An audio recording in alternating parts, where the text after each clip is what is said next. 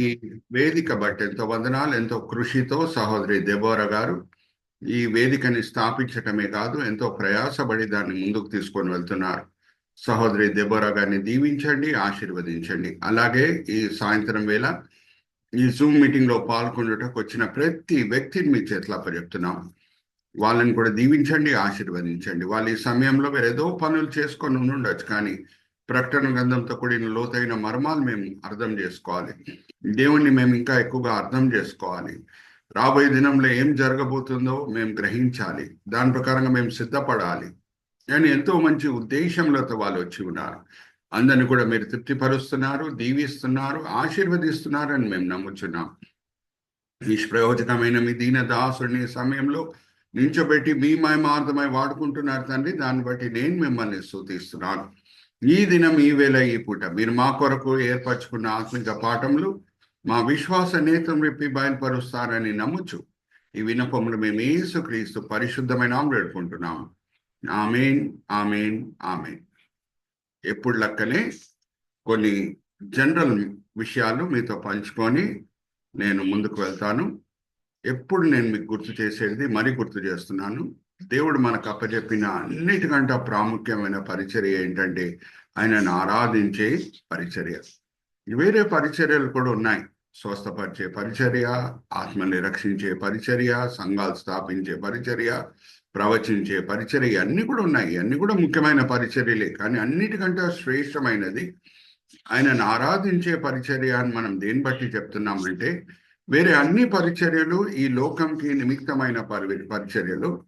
ఎవరన్నా ఏ పరిచర్య అన్నా ఈ లోకంలో ప్రారంభమై పరలోకంలో కూడా కొనసాగుతుందంటే అది ఆయనను ఆరాధించే పరిచర్య. మరి మిమ్మల్ని ఎప్పుడు లెక్కనే ఒక క్వశ్చన్ అడుగుతున్నాను, మీరు అన్మ్యూట్ చేసుకొని జవాబు ఇవ్వండి. పరలోకం చేరిన తర్వాత అక్కడ ఏమన్నా స్వస్థపరిచే పరిచర్య ఉంటుందా? ఎవరన్నా రోగిలు ఉంటారమ్మా? ఎవరు ఉంటారు? అలాగే అక్కడ ఏమైనా సువార్త బోధించి ఆత్మని రక్షించే పరిచర్య ఉంటుందా? ఎవరైనా పాపులు ఉంటారా? రక్షించబడి ఉంటారా? ఎవరు కూడా ఉంటారు. అందరు కూడా పరిశుద్ధులే. సో ఏమన్నా ఒక పరిచర్య ఈ లోకంలో ప్రారంభమై పరలోకంలో కూడా ఆరాధించే పరిచర్య. అయితే దేవుణ్ణి ఆరాధించే విషయంలో దేవుడు మన జీవితంలో కుమరించిన దీవెనలు బట్టి ఆయనను ఆరాధించడం మంచిదే. కానీ అన్నిటికంటే శ్రేష్టమైన ఆరాధన ఏమై ఉన్నదంటే మన దేవుడు ఏమై ఉన్నాడో దాన్ని బట్టి ఆయనను ఆరాధించడం మనము నేర్చుకోవాలి. ఆయనలో ఉన్న మంచి గుణముల బట్టి, విషయాలు బట్టి ఆయనను ఆరాధించడం మనము నేర్చుకోవాలి. ప్రకటన గ్రంథంకి వచ్చినప్పుడు నేను ఎందుకు దానియేలు గ్రంథం 2వ అధ్యాయం 22వ వచనం ప్రతిసారి చదివిస్తానంటే అక్కడ దేవుల్లో ఉన్న అనేక మంచి గుణంలో ఒక మంచి గుణం గురించి రాయబడి ఉన్నది. మన దేవుడు మరుగు మాటలని బయలుపరిచే దేవుడై ఉన్నాడు, మర్మాలు బయలుపరిచే దేవుడై ఉన్నాడు. దాన్ని బట్టి ఆయనను మనము ఆరాధించాలి. అయితే ప్రకటన గ్రంథంని మనము సులభంగా అర్థం చేసుకున్నటకు ఎప్పుడు నేను దాని పునాది వాక్య భాగం గురించి కూడా చెప్పేసి ముందుకు వెళ్తాను. ప్రకటన గ్రంథంకి పునాది వాక్య భాగం ఎలాగా? గ్రాఫ్ వేసేటప్పుడు ఎక్స్ అండ్ వై కోఆర్డినేట్స్ మనకు అవసరం. ఎక్స్ వై కోఆర్డినేట్స్ లేకుండా ఉంటే మనము గ్రాఫ్ వేయలేము. అలాగే ప్రకటన గ్రంథంని మనం అర్థం చేసుకోవాలంటే దాని పునాది వాక్యం ఏంటో మనకి తెలిసి ఉండాలి. ప్రకటన గ్రంథం మొదటి అధ్యాయం 19వ వచనం చూడండి. వెంటనే చందు బ్రదర్ మనకి ఎంతో చక్కగా చూపిస్తున్నారు. యోహాను, నువ్వు ఏమి చూసి ఉన్నావు అది నువ్వు రాయి, ఏమి చూస్తున్నావు అది నువ్వు రాయి, ఏమి చూడబోతున్నావు అది నువ్వు రాయి అని దేవుడు ఆజ్ఞాపిస్తున్నారు. దీన్ని మనం ఆధారం చేసుకొని ప్రకటన గ్రంథంలో ఉన్న 22 అధ్యాయాలని కొన్ని భాగాలుగా విభాగిస్తున్నాం. ఇక్కడ చూడండి ఎంతో చక్కగా చందు బ్రదర్ వెంటనే మనకు చూపిస్తున్నారు. ఇప్పటి వరకు యోహాన్ ఏం చూశాడు దాన్ని అన్నింటినీ కూడా మనం మొదటి అధ్యాయము ఆర్ పాస్ట్ అని మనము చెప్పొచ్చు. వేరే ఏ శిష్యుడికి ఆ ధన్యత లేదు, యోహాన్కు ఉన్న ధన్యత. యేసుక్రీస్తు ప్రభువారు శిలువ మరణం పొందేటప్పుడు పక్కనే ఉన్నాడు. యేసుక్రీస్తు ప్రభువారు పలికిన చివరి మాట సమాప్తమయ్యను, ఇంకా తండ్రి నీ చేతిలో నా ప్రాణంని అప్పచెప్తున్నాను, ఇదంతా కూడా ఆయన విన్నాడు. సో ముగించిన రక్షణ ప్రణాళికని ఆధారం చేసుకొని అపోస్తల కార్యం 2వ అధ్యాయంలో మనం గమనిస్తే సువార్త బోధించబడటం స్టార్ట్ అయింది. దానికి అన్నిటికీ కూడా ఆయన సాక్షి అయి ఉన్నాడు. సువార్త బోధించే సమయంలో అనేక ఆత్మలు రక్షింపబడినాయి, సంఘాలు అన్ని చోట్లలో స్థాపింపబడినాయి, శిష్యులు కూడా, అపోస్తులు కూడా నానా శ్రమలకి గురి అయ్యారు. యోహాను కూడా శ్రమలకి గురి అయ్యాడు. డొమిషియన్ అనే రోమా చక్రవర్తి చేత తీర్పు పొంది ఇప్పుడు పాత్మోస్ అనే ద్వీపంలో ఉన్నాడు. ఇదంతా కూడా మనం మొదటి అధ్యాయంలో చదువుకున్నాం.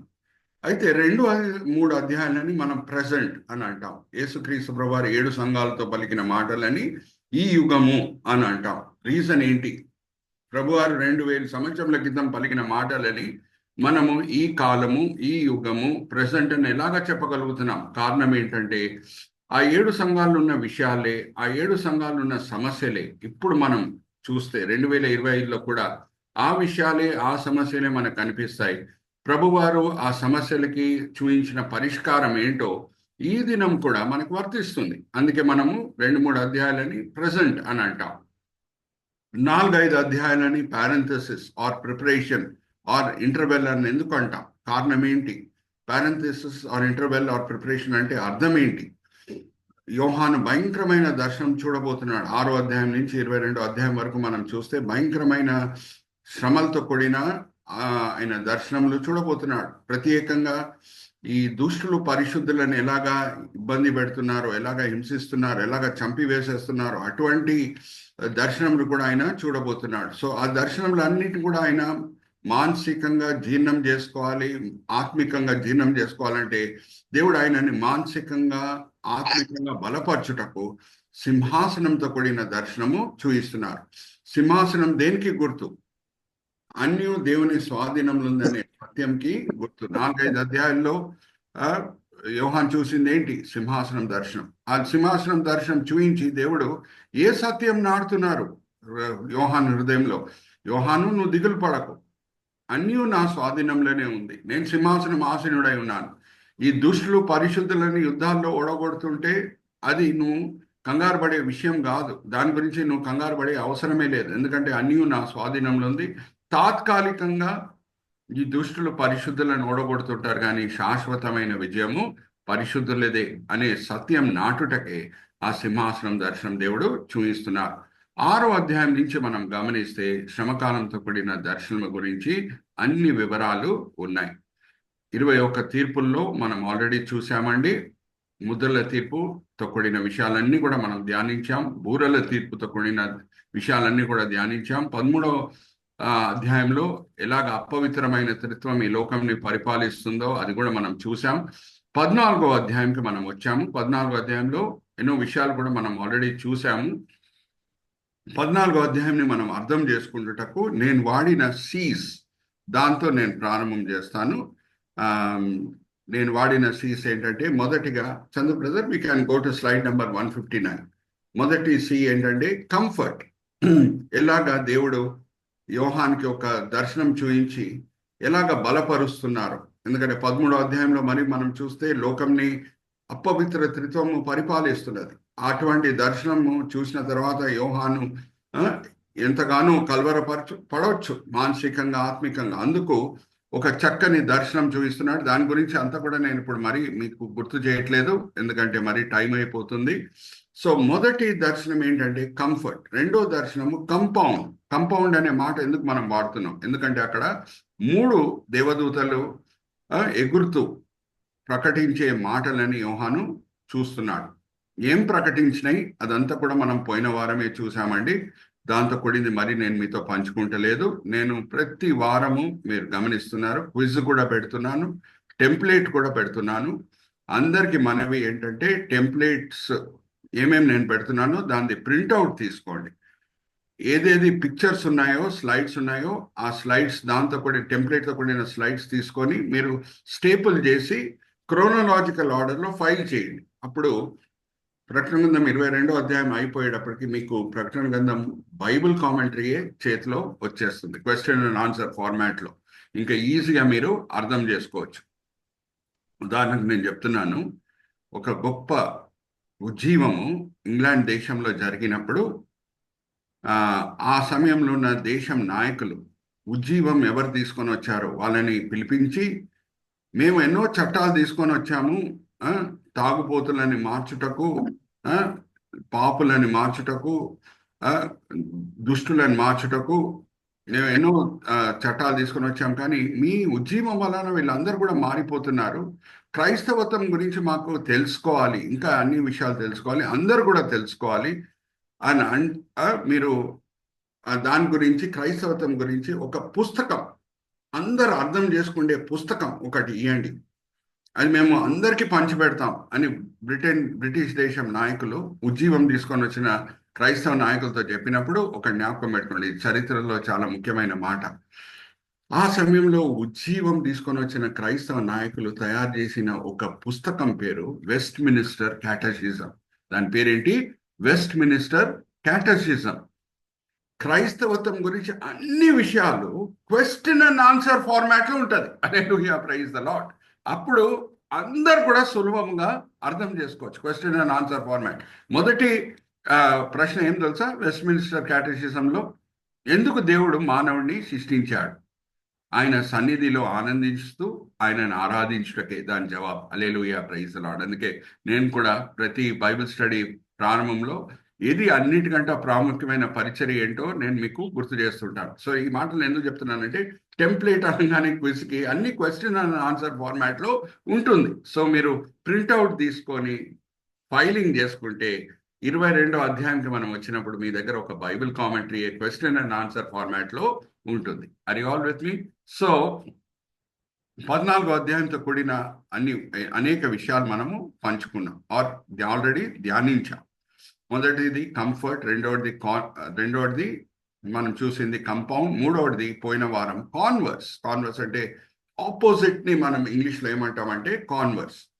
యేసుక్రీస్తు ప్రభువారు మొదటిసారి లేఖనంలో మనుష్య కుమారుడు అనే మాట యేసుక్రీస్తు ప్రభువారికి వాడబడినప్పుడు, Chandu brother you can go to the next slide Chandu brother, next slide. ఇక్కడ చూడండి, మనుష్య కుమారుడు అనే మాట సువార్తలో మొదటిసారి వాడబడినప్పుడు టోటల్గా 82 సార్లు మనుష్య కుమారుడు అనే మాట ప్రభుని వర్ణించడానికి వాడబడింది. మొదటిసారి వాడబడినప్పుడు ప్రభువారి దీనమైన పరిస్థితి మనకు కనిపిస్తున్నది. ప్రభువారు ఏమంటున్నారు? మనుష్య కుమారునికి తల వాంచుకున్నటకు చోటు అనేది లేదు. నక్కలకేమున్నాయంట మీకు తెలుసు, పక్షులకేమున్నాయి? గూడులు ఉన్నాయి. కానీ మనుష్య కుమారుడికి తల వాంచుకున్నటకు చోటు అనేది లేదు. కానీ చివరిసారి లేఖనంలో మనుష్య కుమారుడు అనే మాట ఎక్కడ వాడబడుతుందో అక్కడ ప్రభు ఎలాగా మహిమతో కూడిన పరిస్థితిలో ఉన్నారో మనకి కనిపిస్తున్నది. మొదటిసారి వచ్చినప్పుడు యేసుక్రీస్తు ప్రభువారి తల మీద ఆయన శత్రులు ఏం పెట్టారు? ముళ్ళ కిరీటం పెట్టారు. కానీ రెండో రాకడప్పుడు ఏం కనిపిస్తున్నది? యోహానికి బంగారు కిరీటము కనిపిస్తున్నది. మొదటిసారి వచ్చినప్పుడు చేతులను దేంతో గుచ్చారు? మేకులతో గుచ్చారు. ఇప్పుడు తీర్పు ఇచ్చుటకు కొడవలి యేసుక్రీస్తు ప్రభువారి చేతిలో ఉంది. సో మనుష్య కుమారుడు మొదటిసారి వచ్చినప్పుడు ఆయన పరిస్థితి దీనమైన పరిస్థితి, కానీ రెండోసారి వచ్చేటప్పుడు లోకంని పరిపాలించుటకే వస్తున్నాడు. హల్లెలూయా, ప్రైజ్ ది లార్డ్. అందుకే మనము ఈ దర్శనంని కాన్వర్స్ అనే మాట వాడి మనము ధ్యానించాం. ఇప్పుడు చివరి క్రష్ అంటే కంప్లీట్గా నలగొట్టుట, దిష్టులని కంప్లీట్గా నలగొట్టుట, దాంతో కూడిన దర్శనంతో కూడిన విషయాలు మనము చూద్దాం. Chandra brother you can go to the next slide. ఇదంతా కూడా మనం ధ్యానించాము.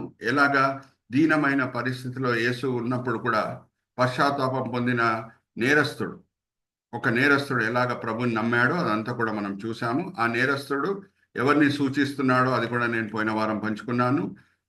నవమి పరిస్థితి దీనంగా ఉన్నా సరే దేవుడు ఉన్నాడు నవమితో అని రూతు ఎలాగా నవమిని హత్తుకున్నదో అదంతా కూడా నేను పోయిన వారం మీతో పంచుకున్నాను. ఇప్పుడు సహోదరి జయంతి గారి సహాయం నేను తీసుకుంటాను. రాబోయే అర్మగదోన్ యుద్ధంతో కూడిన దర్శనం ఇది. రాబోయే అంటే 19వ అధ్యాయంలో అన్ని వివరాలు ఉంటాయి. అర్మగదోన్ యుద్ధంతో కూడిన అన్ని వివరాలు ఉంటాయి. అర్మగదోన్ యుద్ధంలో యేసుక్రీస్తు ప్రభు రెండో రాకడ జరుగుతుంది. ఆ యుద్ధం సమయంలో ఆయన పాదము ఒలీవ కొండను తాకుతుంది. క్రీస్తు విరోధి అబద్ధ ప్రవక్త వాళ్ళ సైనికులను అందరినీ కూడా ఆయన ఓడగొడతాడు. సైన్యము కంప్లీట్గా నాశనం అయిపోతుంది. క్రీస్తు విరోధి సైన్యము అబద్ధ ప్రవక్తని ఇంకా క్రీస్తు విరోధిని యేసుక్రీస్తు ప్రభువారు ఆ ప్రకటన గ్రంథం 19వ అధ్యాయం చివరి వచనాలకు మనం వస్తే ఎలాగ నరకంకి తోసి వేసేస్తున్నారు అవన్నీ వివరాలు ఉన్నాయి. కానీ అవన్నీ కూడా నేను మీతో పంచుకుంటాను 19వ అధ్యాయానికి వచ్చినప్పుడు. కానీ అర్మగదోన్ యుద్ధంతో కూడిన కొన్ని విషయాలు ఈ దినం మీతో పంచుకుంటాను.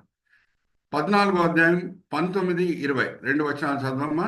ప్రకటన గ్రంథం 14వ అధ్యాయము 19, 20 ఎక్కడెక్కడ చందు బ్రదర్ కర్సర్ పెట్టి చూపించాలో అక్కడక్కడ కర్సర్ పెట్టి చూపిస్తారు. ప్రకటన గ్రంథం 14వ అధ్యాయము 19వ వచనము. కాగా ఆ దూత తన కొడవలి భూమి మీద వేసి భూమి మీదున్న ద్రాక్ష పండ్లను కోసి దేవుని కోపమునకు ద్రాక్షల పెద్ద తోటలో వేసెను. ఆ ద్రాక్షల తొట్టి పట్టణమునకును వెలుపట త్రొక్కబడెను.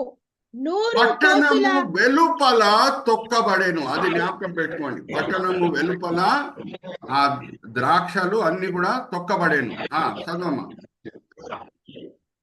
100 కోసుల దూరమున గుర్రముల కళ్ళముల మట్టుకు ద్రాక్ష తోటలో నుండి రక్తము ప్రవహించెను. థ్యాంక్ యూ అమ్మా. పట్టణము వెలుపల. ఇప్పుడు అన్ని విషయాలు మీతో అడుగు బై అడుగు, మెట్టు బై మెట్టు నేను పంచుకుంటాను.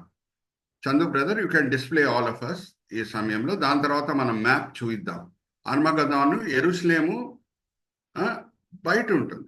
పట్టణం వెలుపల అంటే పట్టణం బయట అర్మగదోన్ అది ఉంటుంది. దాంతో కూడిన విషయాలన్నీ కూడా నేను మీతో పంచుకుంటాను. జాగ్రత్తగా వినండి. దేవుడు ఇజ్రాయేలీలతో, జాగ్రత్తగా వినండి, నేను అనేక సార్లు మీతో పంచుకున్నాను, మరీ గుర్తు చేస్తున్నాను. ఇజ్రాయేలీలతో సినాయి కొండ దగ్గర చేసిన నిబంధన, అది దేశంతో చేసిన నిబంధన. దేశంతో చేసిన నిబంధన మరీ గుర్తు చేస్తున్నాను. కొత్త నిబంధనకు వచ్చినప్పుడు, సువార్త ప్రపంచమంతా కూడా వ్యాపించినప్పుడు ప్రతి స్థానిక సంఘంతో దేవుడు నిబంధన కుదిరించుకుంటున్నాడు. కానీ పాత నిబంధనలో చిన్న దేశం ఇజ్రాయెల్ దేశం 250 కిలోమీటర్ దూరమే ఉంటుంది ఒక చోట నుంచి ఇంకొక చోట, నార్త్ టు సౌత్. మనం భారతదేశం ఎలాగ వర్ణిస్తాం? కాశ్మీర్ టు కన్యాకుమారి అని వర్ణిస్తాం. ఇజ్రాయెల్ దేశం ఎలాగా లేఖనంలో వర్ణింపబడిందంటే Dan to Beersheba, Dan to Beersheba. Dan to Beersheba 250 కిలోమీటరే. చెప్పాలంటే వాడుక భాషలో Mancherial to Hyderabad or Kurnool to Hyderabad అంత దూరమే ఉంటుంది. చిన్న దేశం. దాంతో దేశంగా నిబంధన కుదిరించుకుంటున్నాడు. ఇప్పుడు సహోదరి జయంతితో నేను ఒక వాక్య భాగం చదివిస్తాను. అక్కడ చదివేటప్పుడు, సహోదరి చదివేటప్పుడు అందరూ అనే మాట ఎన్నిసార్లు వాడబడిందో నా ఫింగర్స్ చూడండి. ఓకే అమ్మా. 1 కొరింథీ 10వ అధ్యాయం, 1 కొరింథీ 10వ అధ్యాయం మొదటి 4 వచనాలు చదవమ్మా. అందరూ అనే మాట ఎన్నిసార్లు రాయబడిందో మనం చూద్దాం. మా అన్మ్యూట్ చేసుకోమ్మా, అన్మ్యూట్ చేస్తున్నా. 1 కొరింథీ 10వ అధ్యాయము మొదటి 4 వచనం. 1 కొరింథీ 10వ అధ్యాయము మొదటి వచనం నుండి, సహోదరులారా, ఈ సంగతి మీకు తెలియకుండుట నాకు ఇష్టం లేదు. అదేదనగా మన పితరులందరూ మేఘముల క్రింద నుండిరి, వారందరూ సముద్రంలో నడిచిపోయిరి. అందరూ మోషేను బట్టి మేఘములోను సముద్రంలోను బాప్తిజం పొందిరి. అందరూ ఆత్మ సంబంధమైన ఒకే ఆహారమును భుజించిరి. అందరూ ఆత్మ సంబంధమైన ఒకే పానీయమును పానము చేసిరి. ఏలయనగా తమ్ములను వెంబడించిన ఆత్మ సంబంధమైన బండలోనిది త్రాగిరి. ఆ బండ చాలా. ఎన్నిసార్లు వచ్చిందండి? అందరూ చెప్పండి, అన్మ్యూట్ చేసుకొని చెప్పండి. నా ఫింగర్స్ చూశారు కదా, ఎన్నిసార్లు వచ్చింది? అందరూ. Unmute and give me an answer. చూడలేదా నా fingers? 5 times. Yes brother Raj Kumar. Okay, so జాగ్రత్తగా వినండి. అందరితో ఆయన నిబంధన కుదిరించుకున్నాడు. ఓన్లీ మోషేతో, ఆరోన్తో, మిరియంతో కాదు, దేశంతో నిబంధన కుదిరించుకున్నాడు. చిన్న దేశంతో. దేవుని చిత్తం ఏంటంటే దాన్ టు బీర్షిబా. ఇజ్రాయెల్ దేశంలో ప్రతి చోటలో ఆయన చిత్తము పరలోకంలో నెరవేర్చబడేటట్లు ఈ లోకంలో నెరవేర్చబడాలి. చుట్టుపక్కల దేశంలో విగ్రహారాధన జరిగితే దేవుడు వాళ్ళని శిక్షించాడు. కానీ ఇజ్రాయేలీలు విగ్రహారాధన చేస్తే మాత్రం భయంకరంగా శిక్షిస్తాడు. ఎందుకంటే వాళ్ళతో నిబంధన కుదిరించుకున్నాడు. ఇప్పుడు కూడా మనం చూస్తే జాగ్రత్త వినండి, కొత్త నిబంధనలో ఎక్కడన్నా ప్రజలు అబద్ధం మాట్లాడితే కింద పడిపోయి చనిపోరు, కానీ దేవుని సంఘం లోపల, ఆయన రక్తం చేత కొనబడిన సంఘం లోపల అననీయ సఫీరా అబద్ధం మాట్లాడితే ఏమైంది చెప్పండి? చనిపోయారు. సో ఆయన ఇప్పుడు ఏం కోరుకుంటున్నాడు? ఆయన కొనబడిన సంఘం లోపల మాత్రము ఆయన చిత్తం పరలోకంలో నెరవేర్చబడేటట్లు ఈ లోకంలో నెరవేర్చబడాలి. సంఘము రాబోయే వేల పరిపాలనకి ప్రతిబింబమై ఉన్నది. వేల పరిపాలనలో ఏం జరుగుతుంది? North pole to south pole. దేవుని చిత్తం పరలోకంలో నెరవేర్చబడేటట్లు ఈ లోకంలో నెరవేర్చబడుతుంది. అందుకే మనం అందరం కూడా ప్రభు నేర్పించిన ప్రార్థనలో ప్రతిదినం ప్రార్థన చేస్తాం.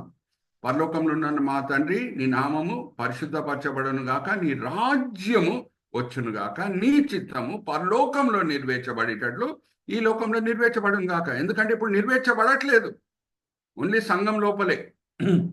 కానీ ఎప్పుడు రెండో రాకడ జరుగుతుందో అప్పుడు ప్రపంచమంతా కూడా దేవుని చిత్తము నెరవేర్చబడుతుంది. అయితే పాత నిబంధన కాలంలో ఇజ్రాయెల్ దేశం అదొక చిన్న సంఘం లాంటిది. సంఘం అనే మాట వాడబడిందా ఇజ్రాయెల్ దేశంకి? చూద్దామా, ఒకసారి తీయమ్మా. అపోస్తల కార్యం 7వ అధ్యాయం 37-38 వచనాలు చదవమ్మా. ఇజ్రాయెల్ దేశంకి వాడబడిన పదం ఏంటి? లేఖనమే చెప్పనియండి మనకి. ఇదంతా నేను ఎందుకు చెప్తున్నానంటే అప్పుడే మీకు అర్మగదోన్ యుద్ధంతో కూడిన విషయాలన్నీ కూడా మీకు సులభంగా అర్థమవుతాయి. ఓకే, 7వ అధ్యాయం 37-38 అన్మ్యూట్ చేసుకొని చదవమ్మా. అపోస్తుల కార్యము 7వ అధ్యాయము 37వ వచనము. నా వంటి యొక్క ప్రవర్తను దేవుడు మీ సహోదరులలో మీకు పుట్టించును అని ఇజ్రాయేలుతో చెప్పిన మోషే ఇతడే సినాయి పర్వతం మీద తనతో మాట్లాడిన దేవదూతతోను మన పితరులతోను అరణ్యములో సంగమందు ఉండు మనకిచ్చుటకును జీవవాక్యమును తీసుకొనిన వాడితడే. అరణ్యములో సంఘము. Hallelujah, praise the lord. Israel దేశంకి వాడబడిన పదం ఏంటి? సంఘము. Are you all with me? So దేవుడు ఆ ఫుల్ దేశంతో నిబంధన కుదిరించుకున్నాడు. అయితే మొదటి రాకడప్పుడు మోషేకి యేసుక్రీస్తు ప్రభువారికి కొన్ని పోలికలు ఉంటాయి. మోషే చిన్న శిశువుగా ఉన్నప్పుడు ప్రాణ ఆపదకి గురి అయినప్పుడు దేవుడు అద్భుత రీతిగా కాపాడాడు. మోషేని చంపుటకు ప్రయత్నించింది ఆ సమయంలో ఉన్న రాజు. యేసుక్రీస్తు ప్రభువారు శిశువుగా ఉన్నప్పుడు ప్రాణ ఆపద నుంచి దేవుడు కాపాడాడు. యేసుక్రీస్తుని చంపుటకు ప్రయత్నించింది ఆ సమయంలో ఉన్న రాజు హేరోదు. ఆ సమయంలో మోషే టైంలో ఉన్న రాజు ఫారో. సో ఎన్నో పోలికలు మనకు అనిపిస్తాయి. ఓకే, అయితే ఒక పోలిక ఏంటంటే, జాగ్రత్త వినండి, మోషే మొదటిసారి వచ్చినప్పుడు యూదులు ఆయనను అంగీకరించలేదు. 40 సంవత్సరాల తర్వాత వచ్చినప్పుడు మరి అంగీకరించారు. ఆర్ యు ఆల్ విత్ మీ? ఒక ఐగుప్తుడిని చంపివేసేసి మోషే నేను చూడండి ఎంతో చక్కగా చందు బ్రదర్ మనకి మోషే యేసుక్రీస్తు ప్రభువారి మధ్యనున్న పోలికలు ఏంటో ఎంతో చక్కగా చూపిస్తున్నారు. చూడండి చందు బ్రదర్, ఈ స్లైడ్ కూడా పెడతారు. నేను యాక్చువల్లీ ఇది ప్రకటన గ్రంథంతో కూడిన స్లైడ్ కాదు, ద్వితోపదేశ కాండం నేను ఇంకొక బైబిల్ స్టడీలో నేను ధ్యానిస్తున్నాను, ఆర్ బైబిల్ స్టడీ చేస్తున్నాను ద్వితోపదేశ కాండం. దాంతో కూడిన స్లైడ్ వెంటనే ఎంత చక్కగా చందు బ్రదర్ చూపిస్తున్నారు. చూడండి, మనం అందరూ కూడా తప్పదు కొడదాం చందు బ్రదర్ కొరకు. అయితే ఎన్నో పోలికలు ఉన్నాయి. అయితే ఒక పోలిక ఏంటంటే, మొదటి రాకడప్పుడు మోషేని యూదులు అంగీకరించలేదు, రెండవ రాకడప్పుడు అంగీకరించారు. యేసుక్రీస్తు ప్రభువారు మొదటి రాకడప్పుడు యూదులు అంగీకరించారా?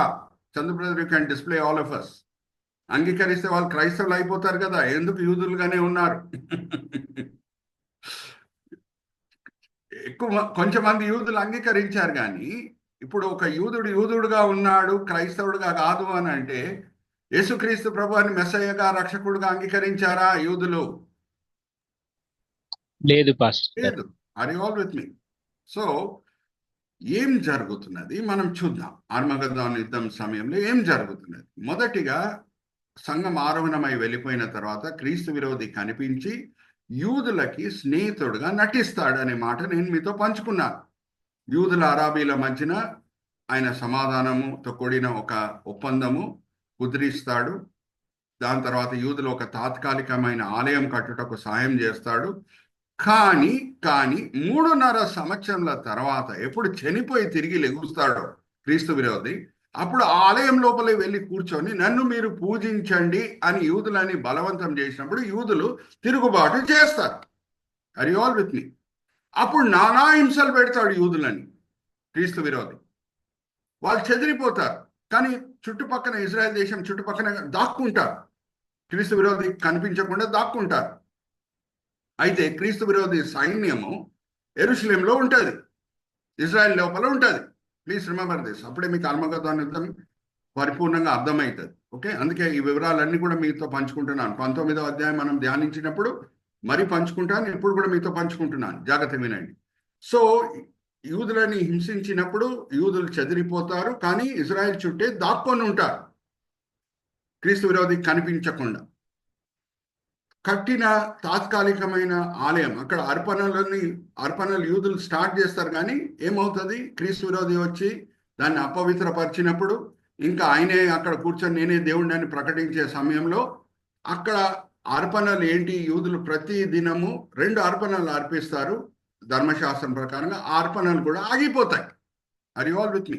2 అర్పణలు మనం చదివితే సంఖ్యాకాండం 28వ అధ్యాయం మొదటి 2 వచనాలు మనం చదివితే ప్రతి దినము 2 అర్పణలు యూదులు అర్పించాలి. ఒకటి సాయంత్రం వేళ, ఒకటి ఉదయం.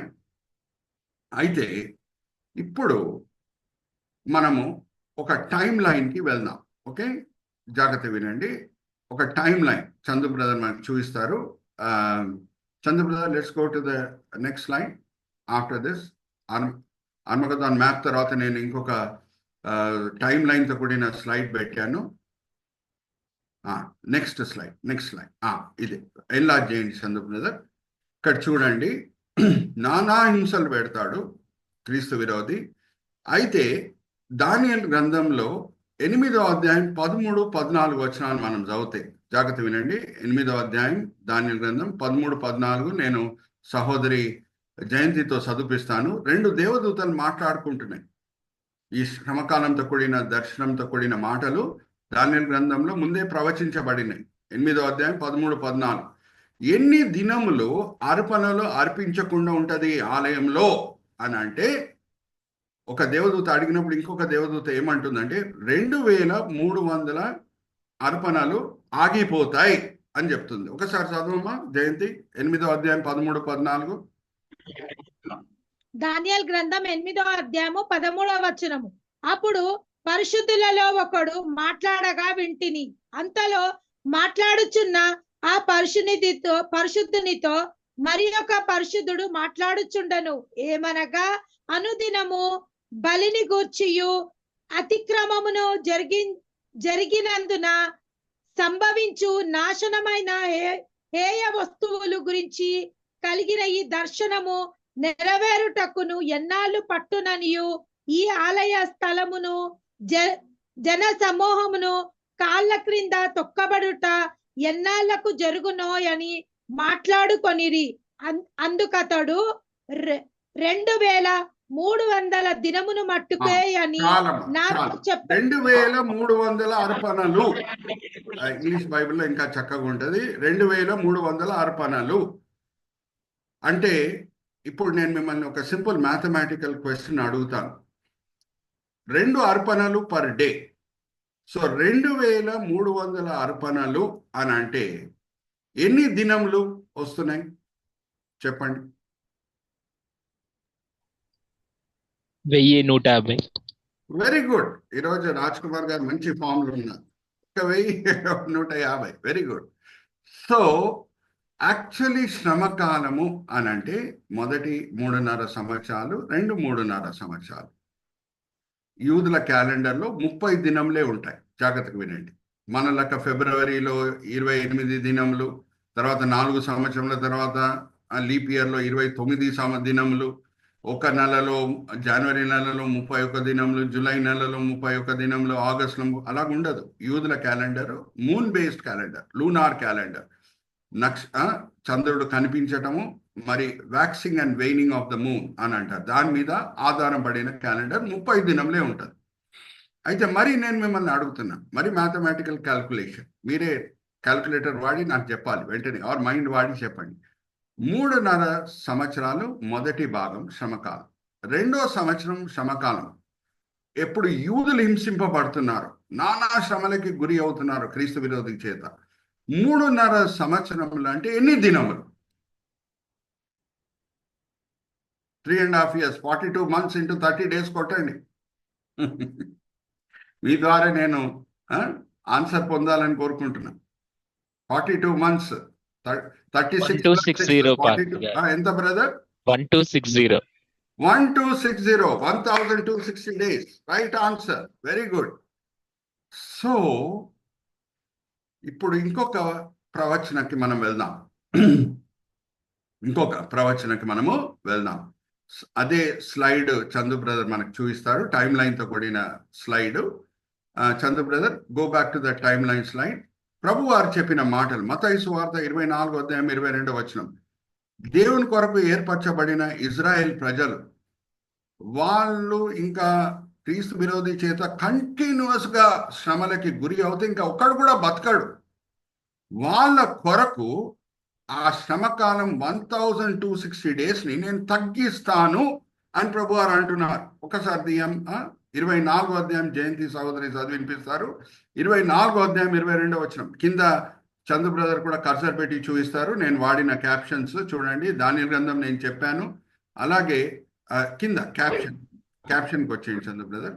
దానియేలు గ్రంథం, మత్తయి సువార్త 24వ అధ్యాయం 22 చదివినిపించమ్మా. మత్తయి సువార్త 24వ అధ్యాయము 22 ఆ దినమున తక్కువ చేయబడకపోయిన ఎడల ఏ శరీరియు తప్పించుకొనడు. తక్కువ చేస్తాను, ఆ శ్రమ కాలంని నేను తక్కువ చేస్తాను అని ప్రభు వారు అంటున్నారు. అయితే చూడండి, చందు బ్రదర్ కూడా మనకు అది ఎన్లార్జ్ చేసి చూపిస్తున్నారు. చూడండి, యాక్చువల్ గా ఈ టైం లైన్ అంతా కూడా చూస్తే మీరు గమనించి ఉండొచ్చు. మొదటి 3.5 సంవత్సరాలకి నేను ఆ టైం లైన్ వాడాను. చూడండి బ్రదర్, చందు బ్రదర్, ఆ స్లైడ్ చూపించండి. ఫుల్ 7 సంవత్సరాల సమకాలంని 2 భాగాలుగా నేను టైం లైన్లో విభాగించాను. మొదటి 3.5 సంవత్సరాలు 1260 దినములు, రెండో 3.5 సంవత్సరాలు మరి 1260 దినములు. ఇప్పుడు ఈ 1260 దినములు కాకుండా నేను కర్సర్ వాడాను. చూడండి అక్కడ రెడ్ కలర్ కర్సరు. యూదుల శ్రమలు 1150 దినములు మాత్రమే ఉంటుంది. ప్రభు గారు చెప్పారు కదా తగ్గిస్తాను అని, లేకపోతే యూదులు ఎవరు కూడా బతుకుంటారు, అందరు చనిపోతారు, క్రీస్తు విరోధి చేత చంపబడతారు. సో 2300 అర్పణలు మిస్ అవుతాయి ఆలయంలో. అంటే దాని అర్థం ఏంటి? 1150 దినములు యూదులు యెరూషలేములో ఉండరు, పారిపోతారు క్రీస్తు విరోధి శ్రమల గురించి. చాలా మందిని చంపివేసేస్తాడు, కానీ బతుకున్న యూదులు పారిపోతారు అక్కడి నుంచి, చుట్టుపక్కల దాక్కుంటారు, క్రీస్తు విరోధి కనిపించరు. అయితే యాక్చువల్గా శ్రమకాలం ఎన్ని రోజులు వాళ్ళకి వర్తించాలి? 1260 దినములు వర్తించాలి. కానీ 1150 దినములు ఎందుకు వర్తిస్తుంది? ఎందుకు తగ్గించబడుతుంది? దేని బట్టి వాళ్ళ శ్రమకాలం తగ్గిపోతుంది? అది కూడా మనం చూద్దాం. ఏమవుతుంది ఆ సమయంలో? నేను మిమ్మల్ని ఒక ప్రశ్న అడుగుతాను. Okay Chandu brother, you can display all of us. ఎలాగా క్రైస్తవులు యూదులు విగ్రహారాధన చేయరు, అబ్రహాం దేవుడే నిజమైన దేవుడు అని నమ్ముతారు. ఇంకొక మతం కూడా ఉంది అబ్రహాం దేవుడిని నమ్మే మతం, చెప్పండి. ముస్లిమ్స్. సో క్రీస్తు విరోధి శ్రేష్టాలు కొంచెమంది ముస్లిమ్స్కి నచ్చదు నేనే దేవుడిని అని చెప్పుట. అయితే ఆయనకి విరోధంగా, అంటే ఇజ్రాయెల్ దేశంకి అందుబాటులో ఉన్న దేశంలన్నీ కూడా ముస్లిం దేశంలే. యోర్దాన్ దేశం, అలాగే సిరియా దేశం, అక్కడ ఆయనకు విరోధంగా తిరుగుబాటు జరుగుతుంది. క్రీస్తు విరోధికి విరోధంగా తిరుగుబాటు జరుగుతుంది. ఇప్పుడు దాంతో కూడిన ప్రవచనం కూడా దానియేలు గ్రంథంలో ఉంది. ఇప్పుడు నేను చదివిస్తున్నాను 11వ అధ్యాయము దానియేలు గ్రంథం 44వ వచనం చదవమా. బైబిల్స్లో అండర్లైన్ చేసుకోండి. ఫుల్ ఆర్మగదాన్ యుద్ధం బ్యాక్గ్రౌండ్ అంతా కూడా నేను మీ ముందు తీసుకొని వస్తున్నాను. జాగ్రత్తగా జాగ్రత్తగా మనం ఫాలో చేద్దాం. 11వ అధ్యాయం దానియేలు గ్రంథం 44వ వచనం. దానియేలు గ్రంథం 11వ అధ్యాయము 44వ వచనము.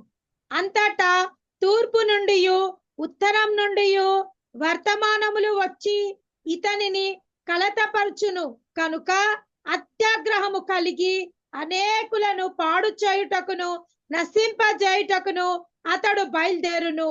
కాబట్టి ఇజ్రాయేల్ తూర్పు వైపు ఏముంది? యోర్దాన్ దేశం ఉంది, ముస్లిమ్స్ ఉన్నారు. ఉత్తరం వైపు ఏముంది? సిరియా దేశం ఉంది, అక్కడ కూడా ముస్లిమ్స్ ఉన్నారు. వాళ్ళు తిరుగుబాటు చేస్తున్నారు క్రీస్తు విరోధికి అనే మాట కబురు వచ్చినప్పుడు ఆ తిరుగుబాటుని కంప్లీట్ గా నాశనం చేయుటకు ఈయన సైన్యం అంతా కూడా తీసుకొని అటువైపు వెళ్తాడు, యోర్దాన్ వైపు, సిరియా వైపు. ఇప్పుడు నేను సూటిగా ఒక ప్రశ్న అడుగుతున్నాను. ఎప్పుడు క్రీస్తు విరోధి ఆయన సైన్యం తీసుకొని ఆర్ మెజారిటీ ఆఫ్ ద సైన్యం తీసుకొని యోర్దానికి, సిరియాకి వెళ్తాడో అప్పుడు యూదులకి తిరిగి యెరూషలేంని స్వాధీనపరచుకోవడానికి అవకాశం దొరికినట్టా కాదా? Give me answer. చెప్పండి, అన్మ్యూట్ చేసుకొని చెప్పండి. ఇప్పుడు ఆయన సైన్యం లేదు, ఆర్ మెజారిటీ ఆఫ్ ద సైన్యం డైవర్ట్ అయిపోయింది సిరియా వైపు, యోర్దాన్ వైపు. ఇప్పుడు యూదులు ఎవరు చెదిరిపోయారో కానీ ఎక్కడ దాక్కొని ఉన్నారో, చుట్టుపక్కల కొండల్లో ఎక్కడెక్కడ దాక్కొని ఉన్నారో వాళ్ళకి తిరిగి యెరూషలేంని స్వాధీనపరచుకోవడానికి అవకాశం దొరికినట్టా కాదా? దొరికినట్టు అని చెప్పి ఎంతో చక్కగా చెప్తున్నారు. వాళ్ళు మరి స్వాధీనపరచుకుంటారు. హల్లెలూయా, ప్రైజ్ ది లార్డ్. యెరూషలేంని స్వాధీనపరచుకుంటారు. వాళ్ళ శ్రమ కాలము తగ్గింపబడుతున్నది. హల్లెలూయా, ప్రైజ్ ది లార్డ్. 1260 దినములు కాదు, 1150 దినముల తర్వాత మరి యెరూషలేంని స్వాధీనపరచుకున్నారు. కాబట్టి మరి ఆ యెరూషలేం ఆలయంలో అర్పణలు స్టార్ట్ అయిపోతాయి. దానియేలు గ్రంథంలో మనం చదివాం, ఇద్దరు దేవదూతలు మాట్లాడుకుంటున్నారు. ఎన్ని రోజులు అర్పణలు ఉండకుండా ఉంటాయి అని ఒక దేవదూత అడిగినప్పుడు ఇంకొక దేవదూత ఇచ్చిన జవాబు ఏంటి? 2300 అర్పణలు ఆగిపోతాయి, దాని తర్వాత మరి స్టార్ట్ అవుతాయి. అంటే 1150 దినములు అర్పణలు ఉండవు. ఎందుకంటే యూదులు చెదిరిపోయారు, యెరూషలేంలో లేరు, ఆలయంలో అర్పణలు అర్పించుటకు యాజకులు లేరు. ఇప్పుడు మరి వాళ్ళు యెరూషలేంని స్వాధీనపరచుకుంటున్నారు కాబట్టి, క్రీస్తు విరోధి సైన్యం అక్కడి నుంచి వెళ్ళిపోయింది కాబట్టి, సిరియా దేశంలో, యోర్దాన్ దేశంలో తిరుగుబాటుని నలగొట్టుటకు వెళ్ళింది కాబట్టి, వీళ్ళు స్వాధీనపరచుకున్నారు కాబట్టి మరి ఆలయంలో అర్పణలు స్టార్ట్ అవుతాయి. శ్రమకాలము వాళ్ళ కొరకు దినములు తగ్గినాయి. Hallelujah, praise the Lord. Are you understanding? ఇప్పుడు ఇంకా నేను ఫుల్ పిక్చర్ మీకు తీసుకురాలేదు. ఆర్మగదాన్ యుద్ధం గురించి చెప్పాలి కదా, క్లైమాక్స్కి నేను రావాలి. అడుగు బై అడుగు, మెట్టు బై మెట్టు నేను ముందుకు వెళ్తున్నాను. క్లైమాక్స్కి ఇంకా రాలేదు. ఇప్పుడు క్రీస్తు విరోధికి ఆయన ప్రపంచంకే నాయకుడు, అవునా? ఎలాగనిపిస్తుంది? యూదులు తిరిగి యెరూషలేంని స్వాధీనపరచుకున్నారు అని అంటే ఎలాగనిపిస్తుంది? అందరి ముందు ముక్కు కోసినట్టు అనిపించదా? చెప్పండి, అన్మ్యూట్ చేసుకొని చెప్పండి. ఆయన ప్రెస్టీజ్ ఏమైపోయింది? ప్రెస్టీజ్ బాగా దెబ్బతింటుందా, తినదా? అందరి ముందు యూదులు తిరిగి యెరూషలేంని స్వాధీనపరచుకుంటే ఆయన ముక్కు కోసినట్టు ఉంటుందా, ఉండదా? కోపం రేపబడుతుంది. కోపం రేపబడుతుంది. వెరీ గుడ్ సిస్టర్ జయంతి. నేను ఎప్పుడు బైబిల్ స్టడీని ఇంటరాక్టివ్ గానే పెడతాను, ఎందుకంటే అప్పుడు మీరు ఇంకా చక్కగా అర్థం చేసుకోగలుగుతారు. కోపం రేపబడుతుంది. ఆయన ప్రెస్టీజ్ కంప్లీట్ గా దెబ్బతినింది. ప్రపంచంలో లోక నాయకుడు అనే పేరు ఏమైపోయింది? దూషింపబడింది. ఏం చేస్తాడు ఇప్పుడు కోపంతో? ఆయన విశాలమైన సైన్యంని ఏర్పరిచి ఏం చేస్తాడు? ఆర్మగదానికి తీసుకొని వస్తాడు. ఇప్పుడు యూదులు యెరూషలేం లోపల ఉన్నారా? ముట్టడి వేసేస్తాను యెరూషలేం. ఏం చేస్తాను? ముట్టడి వేసేస్తాను. అందరు ఒక్కడు కూడా బతకకుండా అందరినీ చంపివేసేస్తాను. అందరి ముందు నా ముక్కు కోస్తారా? ప్రపంచం ముందు. ఇప్పుడు నేను ఒక పాఠం నేర్పిస్తాను. ముట్టడి వేసేస్తాను యెరూషలేంని. ఆర్మగదాన్ అంటే నేను ఇజ్రాయెల్ దేశం వెళ్ళొచ్చాను కాబట్టి నేను అధికారంతో మాట్లాడొచ్చు. ఆర్మగదాన్ భూమిని నేను చూశాను కాబట్టి అధికారంతో మాట్లాడొచ్చు.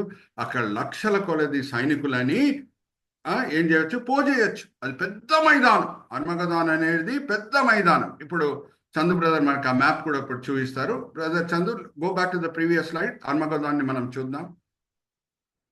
ఇక్కడ చూడండి, చందు బ్రదర్ ఎలా చేస్తున్నారు చూడండి ఆ మ్యాప్ని. ఆర్మగదాన్ అనేది రెడ్ కలర్లో ఉంది చూడండి. చూడండి ఎంత చక్కగా చందు బ్రదర్ మనకి ఎలా చేసి చూపిస్తున్నారు చూడండి. కింద కొంచెం రండి, యెరూషలేము ఉంటుంది మనకు కనిపిస్తుంది. ఇంకా కొంచెం కింద రండి, చూడండి యెరూషలేము అక్కడ కనిపి. పట్టణము వెలుపల, హల్లెలూయా, ప్రైజ్ ది లార్డ్, పెద్ద సైన్యంని పోజేస్తాడు. అప్పుడు ఏమైతుంది అని అంటే, జాగ్రత్త వినండి. Chandu brother, you can display all of us. We're coming to the climax ఏంటంటే 2000 సంవత్సరాల క్రితం తునికరించిన మెస్సయ్య గుర్తొస్తాడు వీళ్ళకి. Hallelujah, praise the lord. దేశంగా తునికరించిరి మెస్సయ్యని. దేశంతో నిబంధన కదా ఇది. దేశంగా పశ్చాత్తాపం పొంది మెస్సయ్యని అంగీకరిస్తారు. హల్లెలూయా, ప్రైజ్ ది లార్డ్. ప్రవచనం ఉందా? దాంతో కూడింది ప్రవచనం ఉంది. సహోదరి జయంతితో నేను చదివిస్తాను. జకర్యా గ్రంథం 12వ అధ్యాయము 8వ వచనం నుంచి 12వ వచనం. కళ్ళలో నీళ్ళు వచ్చేస్తాయి. నేనైతే ఏడ్చాను అది చదువుకున్నప్పుడు. మొదటిసారి ఆ సత్యం గ్రహించినప్పుడు, విశాలమైన సైన్యము వచ్చినప్పుడు ఇజ్రాయేలీలు ఎలాగా స్పందిస్తారో మనం చూద్దాం. జకర్యా గ్రంథం 12వ అధ్యాయం 8వ వచనం నుంచి చదవమా. జకర్యా గ్రంథం 12వ అధ్యాయము 8వ వచనం నుండి. యెహోవా యూదా వారిని మొదట రక్షించును. ఆ కాలమున యెహోవా యెరూషలేమును నివాసులను సంరక్షకుడుగా నుండును. ఆ కాలమున వారిలో శక్తిహీనులు దావీదు వంటి వారుగాను, దావీదు సంతతి వారు దేవుని వంటి వారుగాను, జనుల దృష్టికి యెహోవా దూతల వంటి వారుగాను ఉందురు. ఆ కాలమున యెరూషలేం మీదికి వచ్చు అన్యజనులందరినీ నేను నశింపజేయ పూనుకొనుదును. దావీదు సంతతి వారి మీదను యెరూషలేము నివాసుల మీదను కరుణ నొంది ఆత్మను విజ్ఞాపన చేయు ఆత్మను నేను కుమ్మరింపగా, విజ్ఞాపన చేసే ఆత్మ, తగ్గించే ఆత్మ, పశ్చాత్తాపం పొందిన ఆత్మని నేను కుమ్మరించగా, వాడిచిన నా మీద దృష్టి ఉంచి ఒక్కడు తన యొక్క కుమారుని విషయమై దుఃఖించినట్లును, తన జ్యేష్ఠ పుత్రుని విషయమై ఒకడు ప్రేలాపించినట్టును అతని విషయమై దుఃఖించును, ప్రేలాపింతురు. ఎవరి పట్ల? ఎవరిని పొడిచిరో? హల్లెలూయా, ప్రైజ్ ది లార్డ్. ఏం చేసిండ్రు? మొదటి రాకడ వచ్చినప్పుడు రోమా సైనికులను వాడు ఏం చేసిండ్రు? యేసుక్రీస్తు ప్రభువాన్ని పొడిచిండ్రా లేదా? అడుగుతున్నా మిమ్మల్ని. చేతులు కాళ్ళని పొడిచిండ్రా లేదా మేకులతో? మరి చదవమ్మా. పొడిచిన వాడిని చూసి హల్లెలూయా, ప్రైజ్ ది లార్డ్. చదవమ్మా, అది ఇంకొకసారి చదవమ్మా. పొడిచిన భాగం ఇంకొకసారి. అదే జకర్యా గ్రంథం 12వ అధ్యాయం 10వ వచనం నుంచి. దావీదు సంతతి వారి మీదను యెరూషలేం నివాసుల మీదను కరుణనందు ఆత్మ, విజ్ఞాపన చేయు ఆత్మని నేను కుమ్మరింపగా, వారు తాము పొడిచిన నా మీద దృష్టి ఉంచి పొడిచిన నా మీద దృష్టి ఉంచి ఏం చేస్తారంట? ఇప్పుడు ఏడుస్తున్నారు. చదవండి. తన యొక్క కుమారుని విషయమై దుఃఖించినట్లును, తన జ్యేష్ఠ పుత్రుని విషయమై ఒకడు ప్రేలాపించినట్టును అతని విషయమై దుఃఖించుచు ప్రేలాపింతురు. ఎంత దేశమంతా చదువు. ఇంకా చదువు, కంటిన్యూ. ఎవరెవరు ఏడుస్తారు? ఇద్దరు ముగ్గురైనా లేకపోతే ఫుల్ దేశమా? కంటిన్యూ.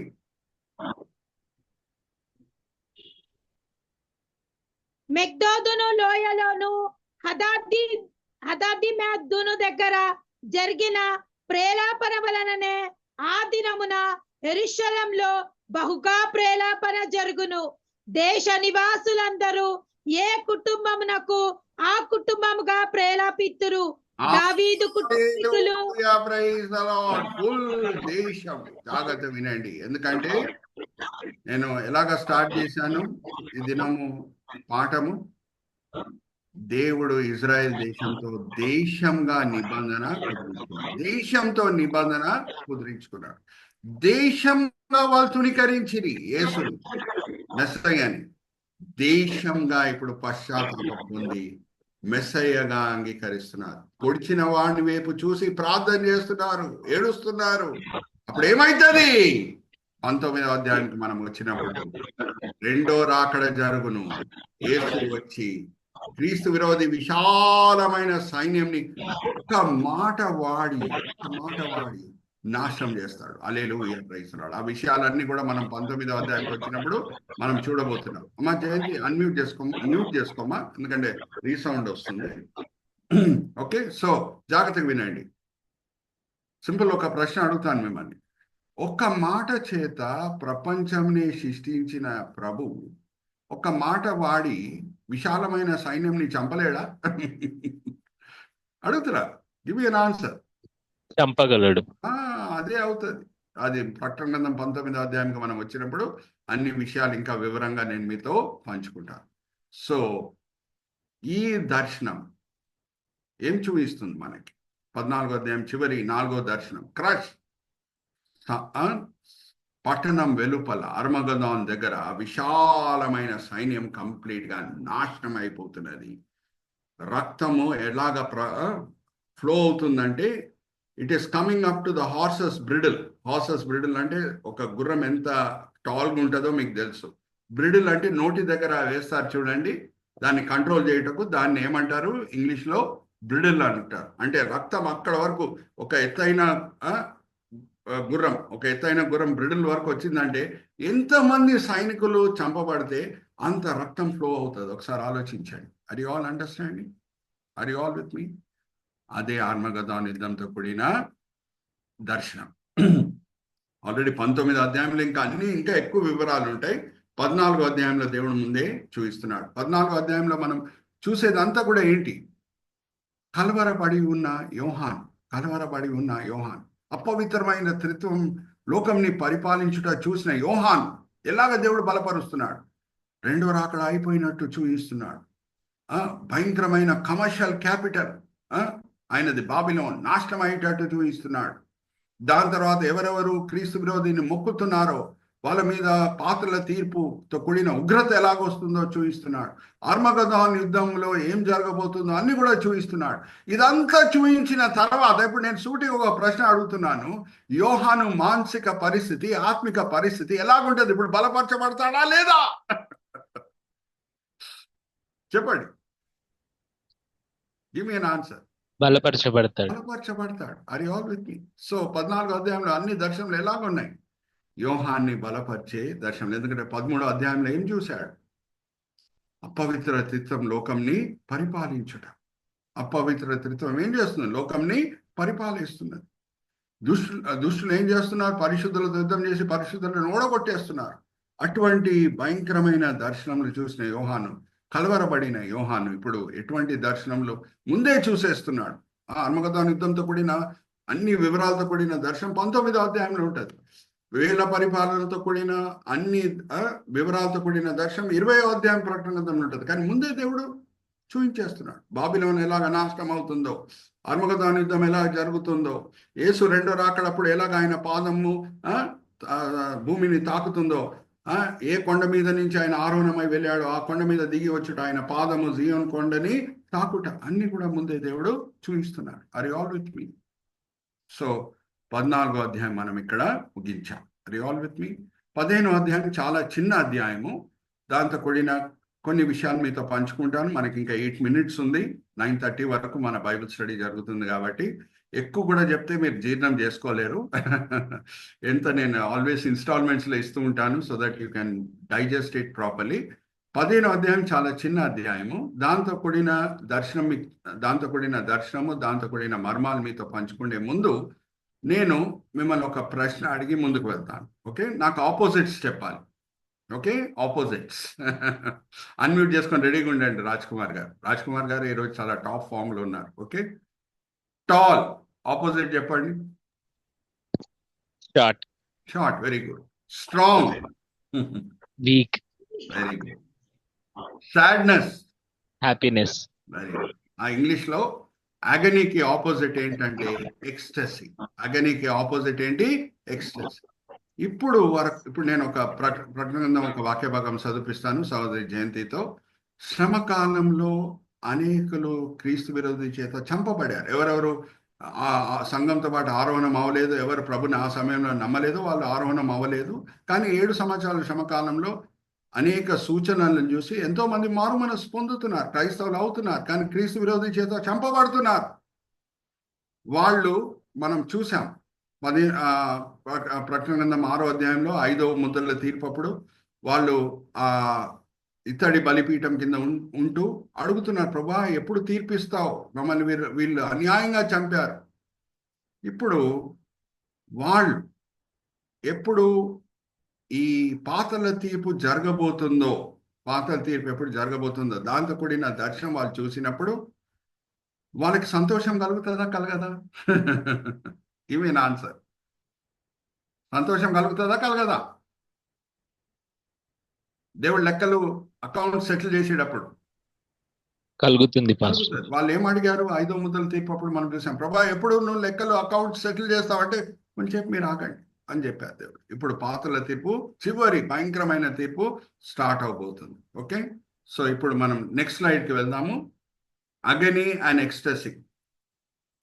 అగనీ అండ్ ఎక్స్టసీ అనే హెడ్డింగ్ నేను వాడుతున్నాను 15వ అధ్యాయంకి, మీకు సులభంగా దాన్ని అర్థం చేసుకుంటుటకు. చాలా చిన్న అధ్యాయము. 16వ అధ్యాయంకి మనం వస్తే పాత్రల తీర్పుతో కూడింది ఉంటుంది. ఇక్కడ చూడండి, చందు బ్రదర్ మనకి ఎన్లార్జ్ చేసి చూపిస్తున్నారు. ఒక్కసారి చదవమ్మా, ఎంతమంది చనిపోతున్నారో. ప్రకటన గ్రంథం 13వ అధ్యాయం 9-10 వచనాలు. ఎవరెవరు యేసుక్రీస్తు ప్రభువుని నమ్ముకున్నారో వాళ్ళని క్రీస్తు విరోధి ఎలాగ చంపి వేసేస్తున్నాడో ఒకసారి మనం చదువుదామా? 13వ అధ్యాయం 9-10 వచనాలు. ప్రకటన గ్రంథం 13వ అధ్యాయము 9వ వచనం. ఎవడనైనను చెవిగలవాడైతే వినుగాక. ఎవడనైనను చెరపట్టవలెనని ఉన్న ఎడల వాడు చెరలోనికి పోవును. ఎవడనైనను ఖడ్గం చేత చంపిన ఎడల వాడు ఖడ్గం చేత చంపబడవలెను. ఈ విషయంలో పరిశుద్ధుల ఓర్పును విశ్వాసమును కనబడును. వాళ్ళు చంపబడుతున్నారు, అయినా సరే విశ్వాసంగా నిల్చుంటున్నారు. వాళ్ళు ఓర్పు చూపిస్తున్నారు. ఆరోహణమైన సంఘం గుంపులో వీళ్ళు లేరు, కానీ ప్రభుని 7 సంవత్సరాల శ్రమకాలంలో అంగీకరించారు. ఎలాగా సాంసోన్ చివరి గడియలో మారు మనసు పొందాడు, ఎలాగా ఆ పశ్చాత్తాపం పొందిన నేరస్తుడు చివరి గడియలో మారు మనసు పొందాడు, ఎలాగా నోవా వరదల్లో నోవాకి తెలిసిన స్నేహితులు, మిత్రులు, బంధువులు ఎలాగా మారు మనసు పొందారో అలాగా వీళ్ళు కూడా మారు మనసు పొందారు. ఇంకా క్రీస్తు విరోధి చంపుటకు వచ్చినా సరే వాళ్ళ సహనం, వాళ్ళ ఓర్పు, వాళ్ళ విశ్వాసం చూపించారు. చనిపోయారు, హతసాక్షులుగా చనిపోయారు. వాళ్ళు ఈ దర్శనం చూస్తున్నారు. మా 15వ అధ్యాయం 6-8 వచనాలు చదవమ్మా. అప్పుడు మనము ఆ చందు బ్రదరు ఆ 6-8 వచనాలతో కూడిన మాటలు సహోదరి జయంతి చదివేటప్పుడు ఎక్కడ కర్సర్ పెట్టి చూపించాలో అక్కడ కర్సర్ పెట్టి చూపిస్తారు. 15వ అధ్యాయం ప్రకటన గ్రంథం 15వ అధ్యాయం 6-8. ప్రకటన గ్రంథం 15వ అధ్యాయం 6వ వచనము. 7 తెగుళ్ళ చేత పట్టుకొని ఉన్న ఆ 7 దూతలు నిర్మలములను ప్రకాశమానమైన రాతిని ధరించుకొని రొమ్ముల మీద బంగారు దట్టీలను కట్టుకొని వారై ఆ ఆలయంలో నుండి వెలుపలకు వచ్చిరి. అప్పుడు ఇది జాగ్రత్తగా వినండి, ఇది క్రీస్తు విరోధి, ఇంకా క్రీస్తు విరోధిని పూజించే వాళ్ళకి అగని. అందుకే హెడ్డింగ్ చూడండి, నేను వాడిన ఆపోజిట్స్. అగని అంటే ఏంటి? నొప్పితో కూడిన అనుభవంకి వాళ్ళు గురి అవ్వబోతున్నారు. అలాగే అగని అని అంటే దుఃఖంతో కూడిన అనుభవాల ద్వారా వాళ్ళు ప్రయాణం అయిపోతున్నారు. వాళ్ళ దుఃఖంతో కూడిన అనుభవాలని రుచి చూడబోతున్నారు. భయంకరమైన దుష్టులు, క్రీస్తు విరోధిని వెంబడించిన వాళ్ళు, క్రీస్తు విరోధిని పూజించిన వాళ్ళు. కానీ ఇప్పుడు 15వ అధ్యాయము 2వ వచనం నుంచి 4వ వచనము, ఎవరు హతసాక్షులుగా చనిపోయారో వారు ఎలాగా సంతోషిస్తున్నారో మనం చూద్దాం.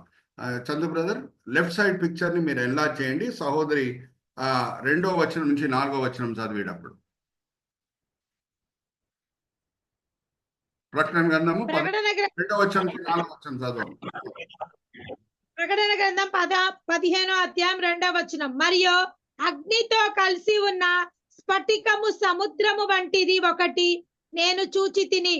ఆ క్రూర సముద్రం చందు బ్రదర్ స్ఫటక సముద్రం మీద పెట్టండి. దాని ప్రతిమకు దాని పేరు గల సంఖ్యకును లోబడక వాటిని జయించువాడు దేవుని వీణగలవారై ఆ యొక్క స్ఫటికపు సముద్రం నొద్ద నిలిచి ఉండుట చూచి తిని.